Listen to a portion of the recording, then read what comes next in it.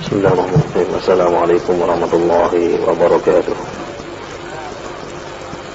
الحمد لله رب العالمين. الحمد لله الذي أحيانا بعدما أماتنا وإليه النشور. اللهم بك أصبحنا وبك أمسينا وبك أحيينا وبك نموت وإليك النشور. أصبحنا على فطرة الإسلام وكلمة الإخلاص وعلى دين نبينا محمد صلى الله عليه وسلم وعلى ملة أبينا إبراهيم حنيفا وما كان من المشركين.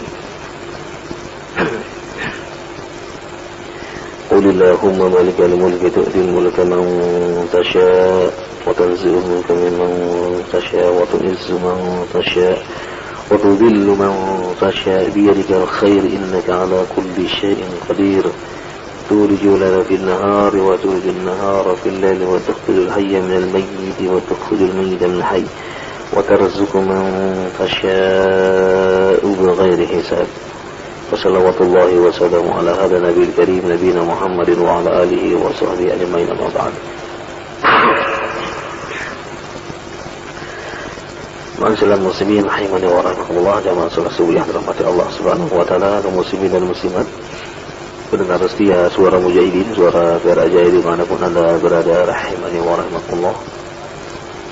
Kita lanjutkan kembali kajian kita pada tafsir Al-Qurtubi. Kita sampai kepada ayat yang ke berapa sekarang? 99 atau 100? Ayat berapa Pak? 99 sudah selesai. Berarti 100 sekarang. Baik. أعوذ بالله من الشيطان الرجيم.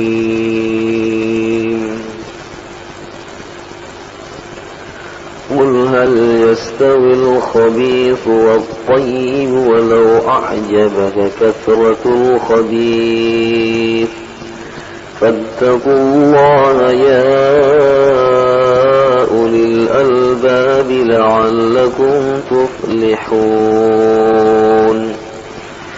يا أيها الذين آمنوا لا تسألوا عن أشياء إن تبد لكم تسؤكم وإن تسألوا عنها حين ينزل القرآن تبد لكم عفى الله عنها والله غفور حليم. قد سألها قوم من قبلكم ثم أصبحوا بها كافرين. Kalimat rahimani wa rahimahullah, pada ayat yang ke 100 ini ciri Allah Subhanahu wa taala menjelaskan tentang al-farqu baina at-tayyib wal khabis, perbedaan antara yang baik dengan yang jelek. Setelah Allah Subhanahu wa taala menjelaskan tentang wazifatul Rasul, tugas-tugas dari Rasul, ma'ala Rasul illa al-balagh wallahu ya'lamu ma tubduna wa ma taktumun. Kemudian Allah menjelaskan tentang antara yang baik dengan yang buruk. Qul hal yastawil khabithu wat thayyib. Katakanlah wahai Muhammad, la yastawi, tidaklah sama, al-khabith, yang jelek itu, wat-tayyib, dengan yang baik. Walau a'jabaka kathratul khabith, meskipun yang buruk itu menarik hatimu, a'jabaka, meskipun yang buruk itu atau yang jelek itu menarik hatimu. Fattaqullaha ya ulil albab, maka bertakwalah wahai orang-orang yang albab, memiliki akal yang cerdas. La'allakum tuflihun, agar kalian mendapatkan keberuntungan.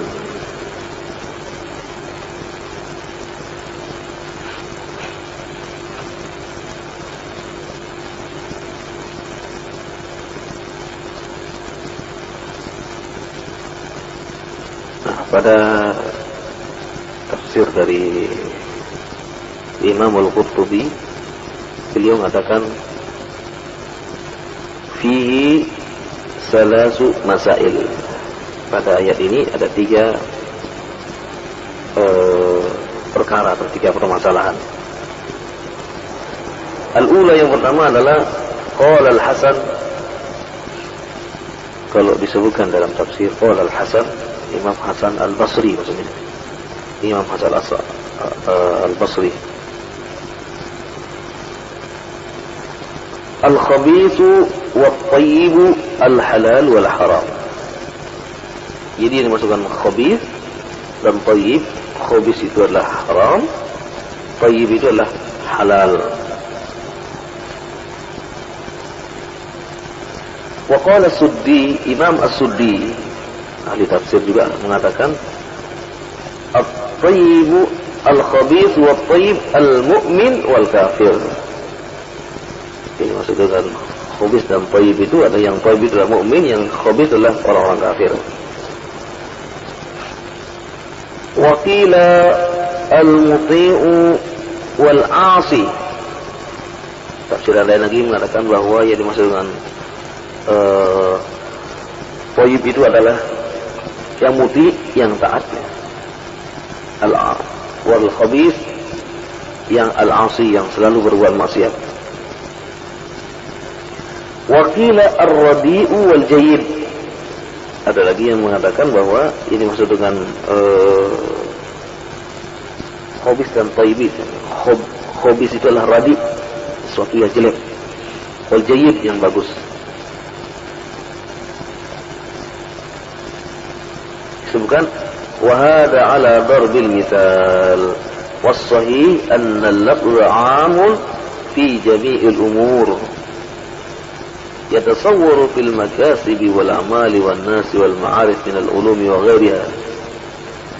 Jadi yang sahih itu ya semua lafaz-lafaz disebutkan itu benar semua, tidak ada yang salah. Baik yang menyangkut masalah amal manusia, pengetahuannya terhadap ilmu-ilmu yang lain. فالخبيث من هذا كله لا يفلح ولا ينجب. Jadi yang disebutkan tentang tafsiran al-khabith tadi itu semuanya adalah tidak memberikan keberuntungan, bahkan semuanya akan mendapatkan kesengsaraan. Wala tuhsinu lahu 'aqibatu wa in kathura. Wattayyu wa in qalla nafi'. Jadi sekalipun banyak sekali yang jelek-jelek itu tidak memberikan pengaruh apapun.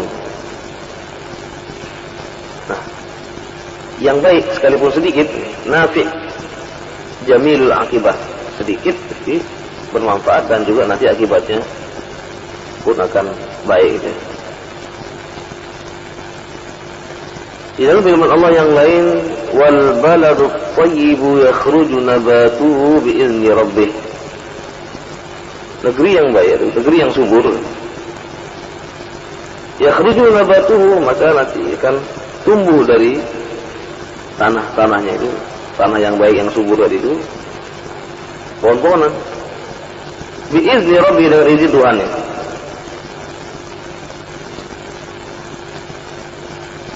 Tanahnya sedikit tetapi subur, banyak tandus, qahlah,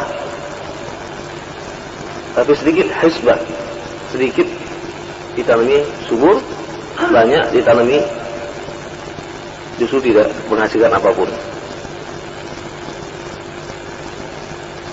Pada iman kita perhatikan ayat-ayat yang lain lagi, kan bahwa walladzi khabutha la yakhruju illa nakida. Jadi yang jelek itu tidaklah mengeluarkan sesuatu kecuali sesuatu yang merugikan akidah. Ya kan, kalau sudah jelek, contoh misalnya kalau alatnya sudah jelek, ya jelek juga hasilnya. Kalau motor yang masih baru, knalpotnya masih baru, asapnya yang keluar juga bagus ya. Tapi kalau motor yang sudah lama, asapnya gimana? Membahayakan. Warnanya pun tidak terang lagi, tidak putih lagi, tapi menghitam.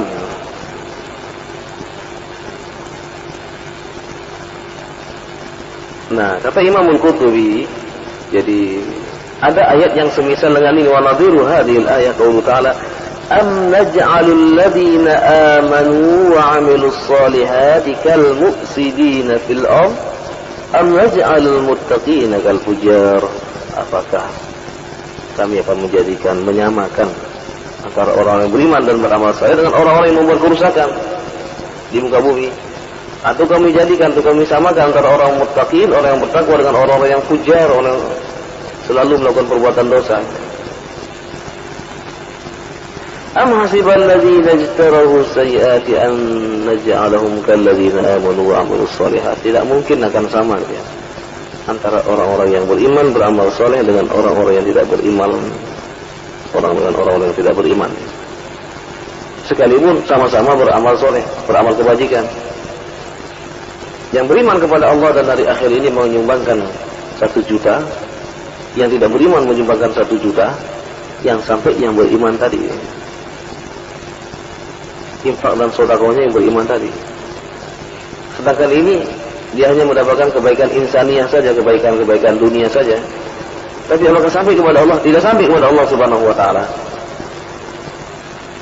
Di dunia dia mendapatkan pujian, orangnya baik. Tapi di sisi Allah habaan mansura, enggak ada sama sekali, enggak dapat sama sekali. Karena syarat untuk berinfak dan bersedekah itu faqid, hilang, tidak ada syaratnya. Faqid syartil awal atau faqid syartil asasi, yakni al-iman. Jadi syarat utamanya iman itu hilang dari, karena enggak punya iman. Dia tidak percaya dengan Allah, tidak percaya dengan hari berbangkit. Sehingga disebutkan lagi dalam tafsir ini, fal khabith la yusawi at-tayyib miqdaran wala infaqan wala makanan wala zahaban. At-tayyib ya'khudhu jihatul yamin wal khabith ya'khudhu jihatul shimal. Tidak mungkin akan sama ya, baik dari sisi jumlah ketika dia berinfak maupun dari sisi tempat atau juga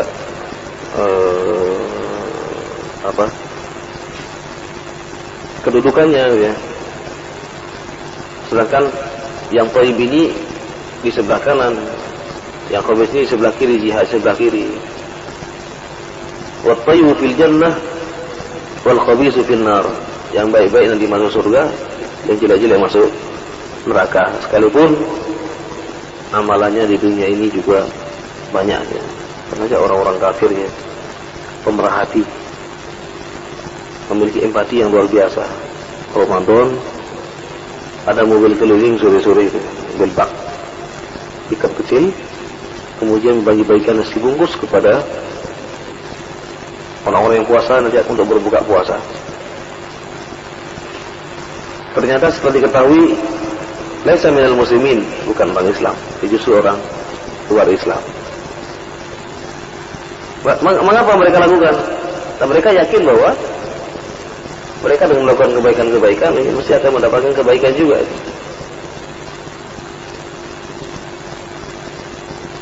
Tapi kebaikan-kebaikan mereka hanya di dunia saja, di akhirat tidak ada.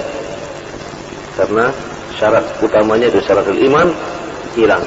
Maka sungguh sangat disayangkan sekali bagi mereka-mereka yang tidak beriman kepada Allah dan hari akhir, kehidupannya di dunia ini adalah sia-sia saja.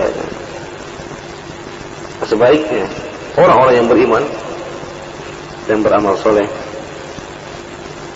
sekalipun di dunia ini adalah tidak memiliki apapun, tapi dia memiliki hati yang tulus dan ikhlas, maka dia pun akan dimuliakan di sisi Allah Subhanahu wa taala.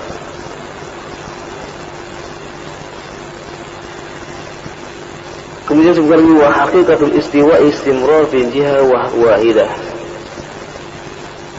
Pamithlu al-istiqamah wa bidhiha al-i'wijaj. Sama juga, tak sama dengan orang yang istiqamah dengan orang-orang yang memiliki pemikiran yang labil, ada yang mustaqim, ada yang labil. Nah, ini tafsir dari firman Allah Subhanahu wa taala pada ayat 100. Jadi Allah ingin menegaskan bahwa tidaklah sama antara kebaikan dan keburukan. Sekarang mana yang akan kita cari? Jadi sudah jelas di dalam agama ini adalah al-halalu bayyin, yang halal itu jelas, yang haram itu juga bayyin, wa bainahuma umurun mushtabihat.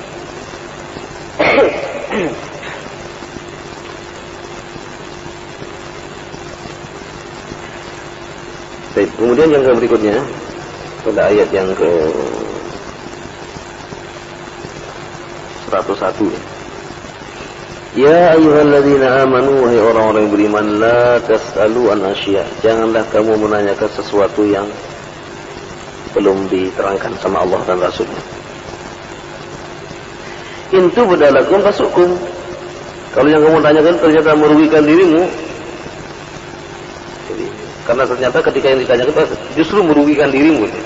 Wa in tas'alu anha hina yunazzalul Qur'an tubda lakum afallahu anha wallahu ghafurur rahim wallahu ghafurun halim. Jadi jika kalian tanyakan nanti pada saat ayat itu turun, yang ditanyakan ayat itu ya, maknanya apa, maksudnya apa. Tubda lakum afallahu anha wallahu ghafurur rahim. Jadi saya akan diterangkan tubda lakum, kepadamu Allah Maha Pengampun, Maha memaafkan tentang hal-hal ini. Allah Maha Pengampun lagi Maha Penyantun. Wallahu ghafurun halim. Ini adab-adab disebutkan adab-adab fi talabil ilmi, adab-adab dalam menuntut ilmu.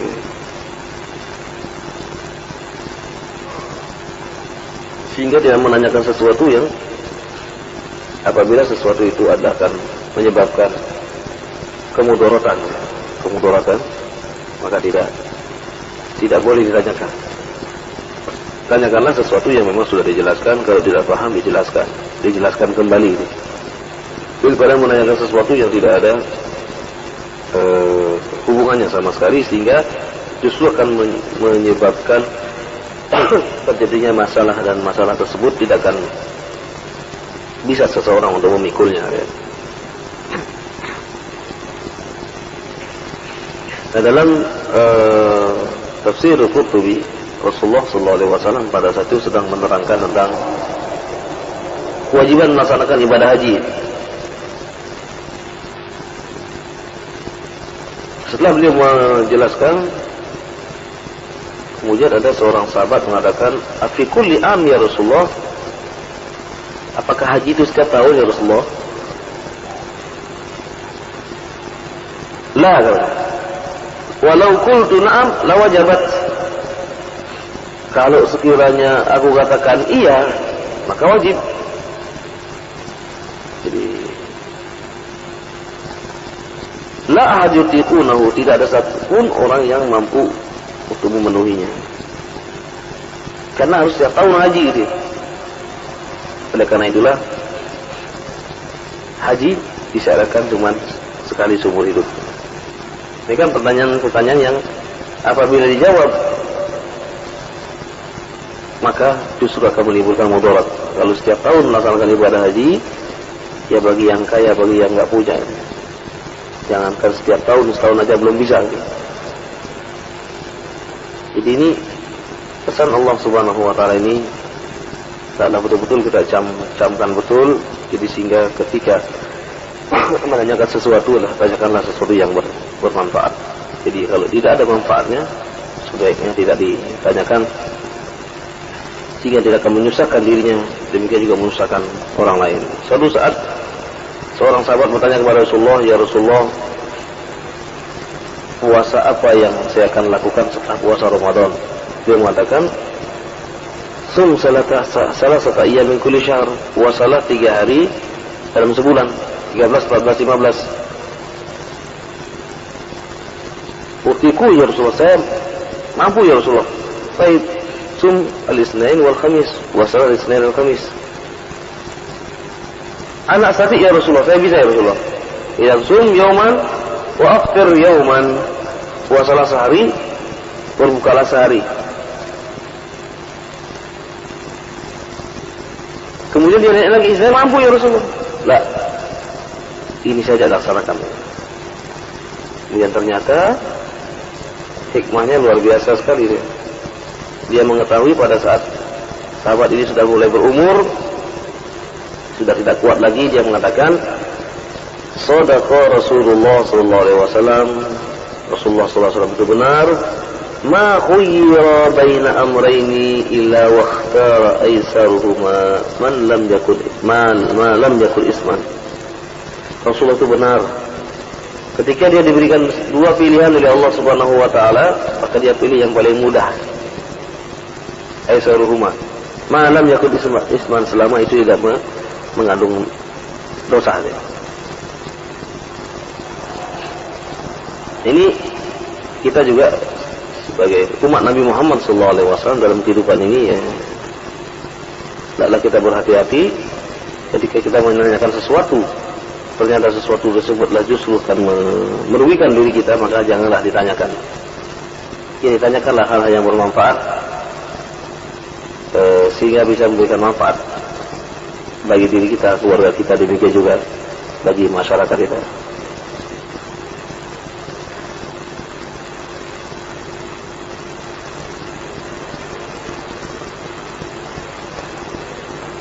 Kemudian ikhwatal iman rahimani wa rahimakumullah, ayat yang ke berikutnya juga masih ada kaitannya dengan ayat yang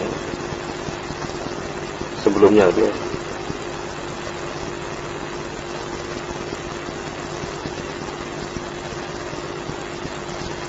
Qad sa'alaha qaumun min qablikum summa asbahu biha kafirin.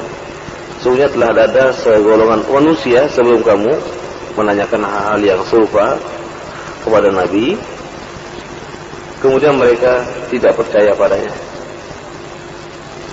Jadi dulu juga ada kaum yang sebelum kita ya, umat sebelum kita menanyakan sesuatu pada nabinya, tapi justru ketika diberikan sebuah jawaban mereka merasa tidak puas dengan jawaban itu ya. Mereka pun kecewa dengan jawaban-jawaban yang diberikan.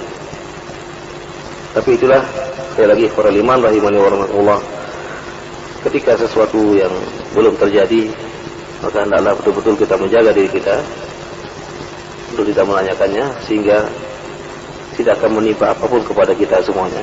Tapi ketika hal tersebut sudah terjadi, maka barulah kita bertanya. Atau ketika Al-Quranul Karim telah diturunkan oleh Allah Subhanahu wa ta'ala, ada disebutkan dalam tafsir ini, wa qalu laysat min indillah wa dzalika kasu'ali qaum salih an-naqah.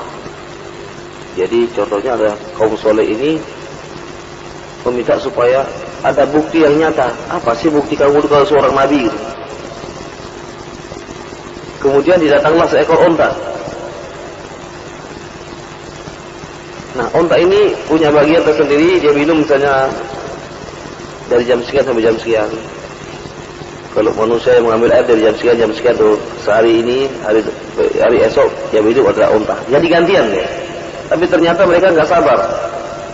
Aja mereka justru membunuh onta tersebut. Akibatnya apa? Padamdam alaihim rabbuhum bidzambihim fasawwaha wa la yakhafu uqbaha. Dihancurkanlah mereka oleh Allah Subhanahu wa taala karena kelakuan mereka yang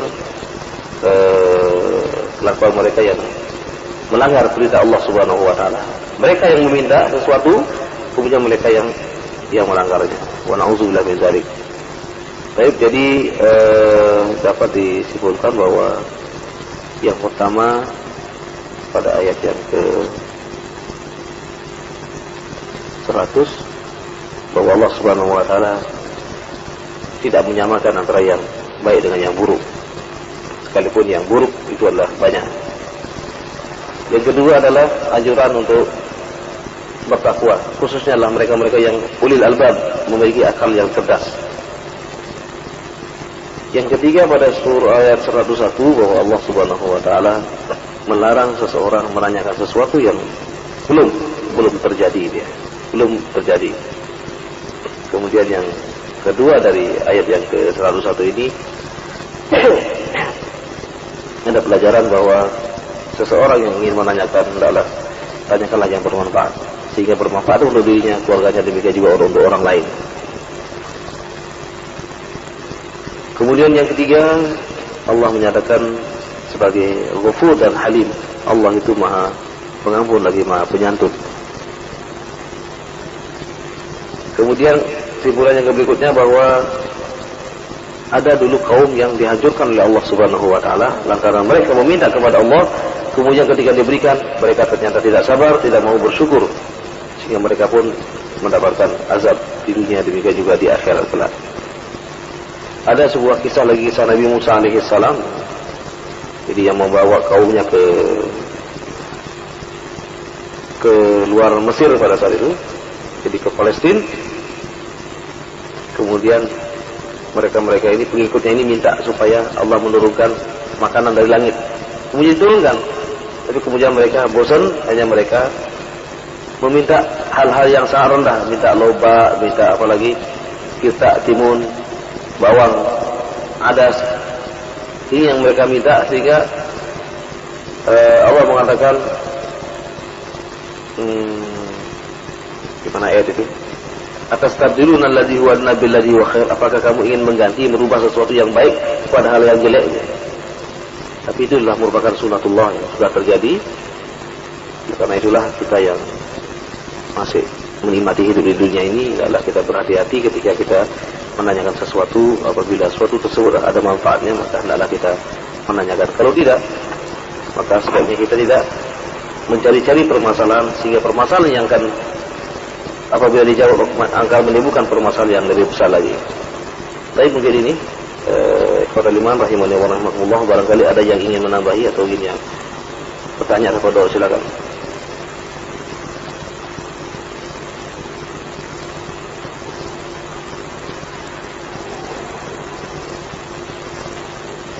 Silakan kalau ada yang mau tanya. Silakan.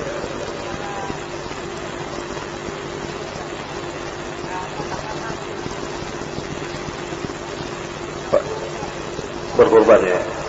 Iya, batasan mah.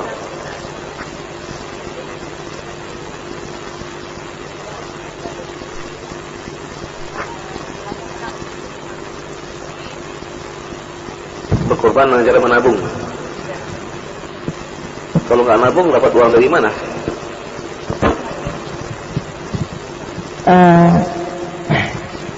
Batasan mampu itu bagaimana begini, Pak? Batasan mampu gitu ya? Ya, batasannya bagaimana? Orang kan umpamanya dia 1 tahun dan mampu itu sudah mengeluarkan, dia tidak punya beban, umpamanya dia punya hutang atau yang memang dia masih cukup, tapi dia kepingin tiap bulan dia nabung gitu. Boleh, bagus nih. Bagus nih. Ini suatu yang bagus, misalnya kita menanam kebaikan itu adalah sejak dari awal sedikit demi sedikit ya, kita kan kepingin berkorban ya, kepingin selalu berkorban. Kalau pada saat itu gak mungkin, bahkan mungkin berat ya, maka di sini seorang mengumpulkan duit sama dengan orang haji, mampu itu kata ya, dengan menabung itu sedikit demi sedikit. Kemudian dia sudah mampu pergi, sudah cukup untuk pergi haji, maka dia pergi melaksanakan ibadah haji. Atau memang pada saat itu, pada saat menjelang hari raya, dia punya kelebihan. Kelebihan ini dari mana? Masa kemudian dia ketika dia berbisnis, kemudian dia mendapat sekian, tentunya dia juga bekerja. Ya.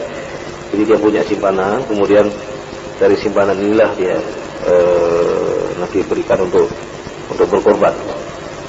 Jadi disebutkan dalam hadis, man lahu sa'atun dalam yudhi fala yaqrabanna musallana. Siapa yang mampu pada saat itu, pada saat itu memang punya kelebihan, artinya kebutuhan-kebutuhan pokoknya sudah dipenuhi semua.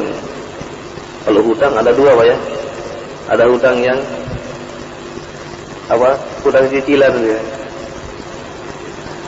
Kayak ini masih kredit. Ya, kapan kita mau berinfak bersedekah?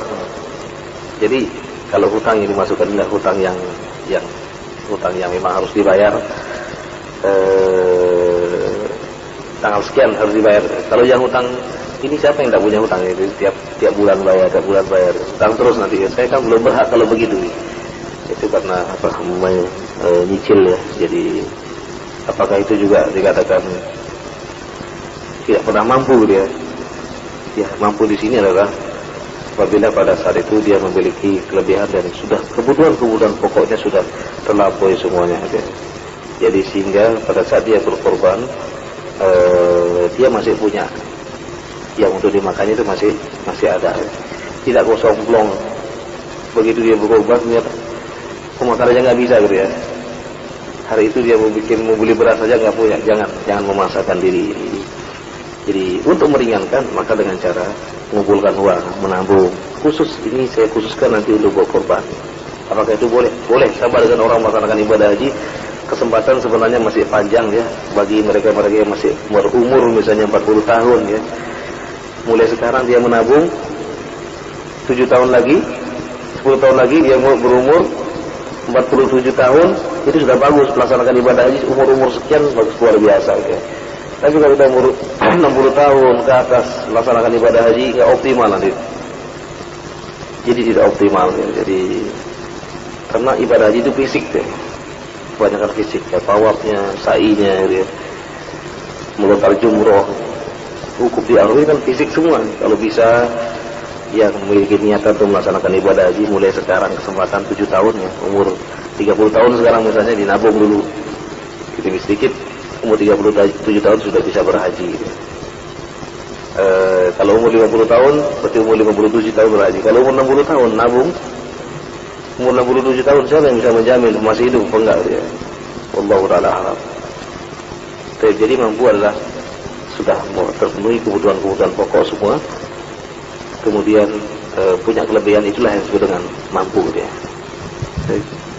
Yang kedua Ustaz, yang mengenai yang jelas itu tayyib yang jelas halal dan haram. Tengah-tengahnya subhat. Seandainya untuk mencari yang halalan yang tayyib itu yang kita mau cari saja. Tapi kita nggak tahu Ustaz, umpamanya suatu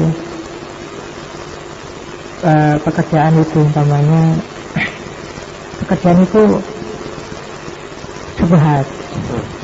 Kita tahu tapi kita bukan pelakunya, kita diajak, tapi kita tahu, tapi kita diberikan, apa kita termasuk gitu masuk? Iya, yang halal itu jelas, yang haram juga jelas. Di antara keduanya ada perkara yang subhat. Kita diajak ya untuk mengerjakan sesuatu yang subhat itu. Kita tahu itu subhat, tapi kita diajak. Kenapa kita mau? Kenapa kita mau dia? Saya mengatakan saya mau karena saya kepepet Pak. Karena kepepet. Jadi kalau masih bisa, ya carilah yang halal, yang baik-baik sekalipun sedikit. Insya Allah itu akan lebih barokah.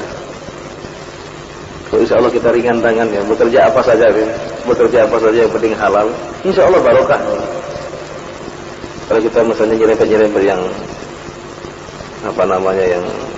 yang haram gitu ya, mungkin sekali dapat banyak kan, tapi keberkahannya nggak ada sama sekali. Kalau kita mengetahui sesuatu sudah syubhat, meragu-ragukan, baik kita tinggalkan saja. Wah ini keuntungannya menggiurkan, sekalipun menggiurkan. Jadi kita selalu berhati-hati sekali dia, karena sedikit saja ikan kita makan kemudian tumbuh jadi dagingnya. Kata Rasulullah, "An-naru aula bihi", neraka lebih baik bagi dia. Lebih baik kita al-iffah, menjaga diri kita dari hal-hal yang diharamkan, dari yang syubhat apalagi yang haram. Sekalipun itu keuntungannya sangat luar biasa menggiurkan, tapi di sisi Allah Subhanahu wa taala tidak ada manfaatnya sama sekali. Karena Allah Subhanahu wa ta'ala itulah tayyib. Innallaha tayyibun la yaqbalu illa tayyiba. Allah itu baik, tidak akan menerima sesuatu kecuali dari yang baik. Ada orang yang ingin melaksanakan ibadah haji tapi melakukan pekerjaan-pekerjaan yang syubhat, bahkan pekerjaan yang haram, tapi keuntungannya luar biasa. Ya. Apakah ada kewajiban bagi mereka-mereka yang mampu, banyak punya uang, tapi dari hal yang haram? Tidak ada kewajiban bagi dia. Kenapa? Tidak ada manfaatnya sama sekali. Jadi kalau kita mengetahui sesuatu itu memang syubhat, ya, jadi kita tinggalkan. Kepepet, cari yang lain aja. Ya.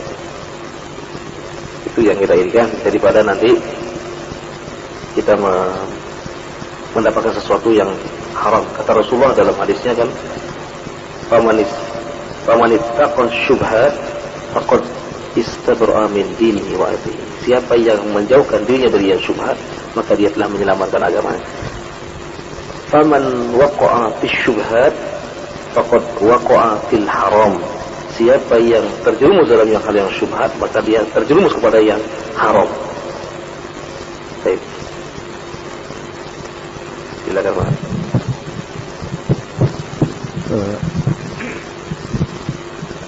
Saya punya teman Ustaz, punya kemampuan untuk berhaji, tapi terkendala dia punya kredit rumah.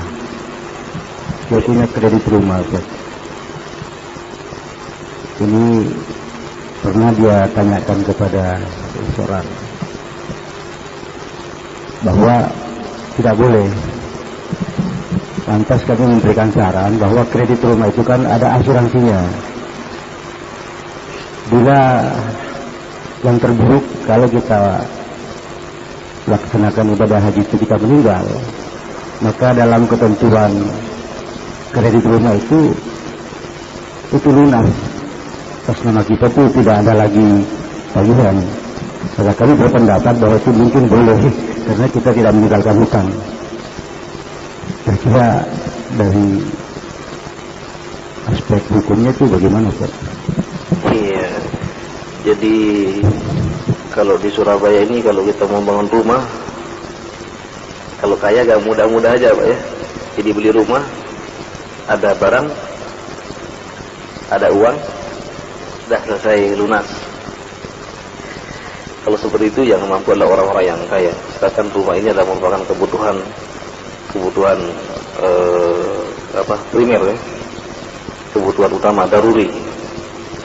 Kalau ngontrak, uang habis, tidak dapat rumah, ya. Sekarang mana yang dipilih?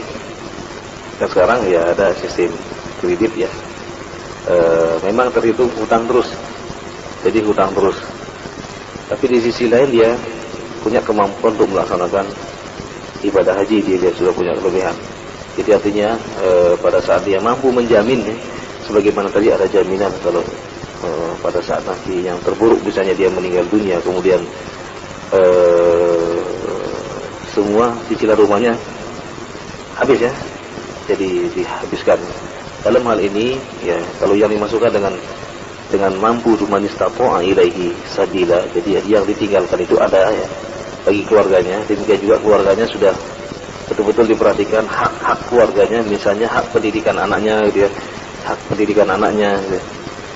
Itu sudah betul-betul dipenuhi, dan ketika dia meninggalkan anaknya, dia masih ada sisa, sebagaimana tadi masih ada simpanan. Maka bagaimana kalau orang yang seperti ini berhaji, apakah sah hajinya? Hajinya tetap dalam keadaan sah, gitu, ya. Karena dia sudah boleh ada jaminan. Lain kalau tidak, misalnya tidak ada jaminannya sama sekali, gitu, ya. Jadi ketika tidak ada jaminan, dia meninggalkan hutang yang banyak, dia nggak punya apapun, ya. Maka di sini tidak berhak untuk belum dikatakan mampu dia untuk melaksanakan ibadah haji. Sama dengan orang yang misalnya punya bisnis yang banyak sekali, ya. Pada saat dia akan melaksanakan ibadah haji, pada saat pelunasan dia pinjam uang, ini uang yang tempat bisnis ini masih banyak ini. Dia bisa memenuhi semua, cuma karena hari hanya itu belum ini, jadi belum ada pembayaran. Jadi pada saat hari H sudah dekat, artinya hari H orang yang berhutang tadi akan membayar, maka dan itu sudah terpenuhi, maka tidak ada halangan bagi dia untuk melaksanakan ibadah haji. Yang pertama dia mengatakan tolong nanti wasiat kepada keluarganya, uangnya sudah ada tapi belum dibayarkan. Ketika haji pinjam uang sekian, nanti akan dibayarkan oleh keluarga. Tolong nanti dibayarkan. Ini uangnya sudah ada, bukan tidak ada gitu ya. Jadi yang nggak boleh kan yang spekulasi gitu. Jadi saya akan dapat sekian. Ini nggak jelas.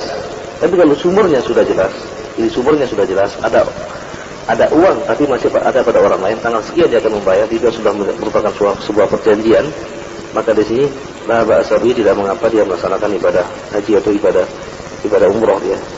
Kan sekarang ada istilah dana apa? Dana apa? Talangan ya.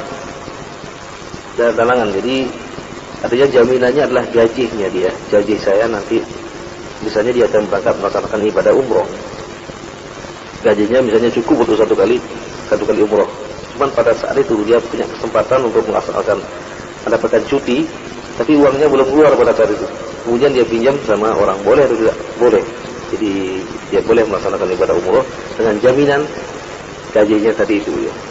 Asalkan juga sekali lagi mampu dalam hal ini yang ditinggalkan untuk keluarga itu ada, supaya nanti keluarganya tidak meminta-minta. Baik. Baik, mungkin ini yang dapat sampaikan pada kesempatan berbahagia ini. Semoga Allah Subhanahu wa taala senantiasa membimbing kita ke jalan yang benar,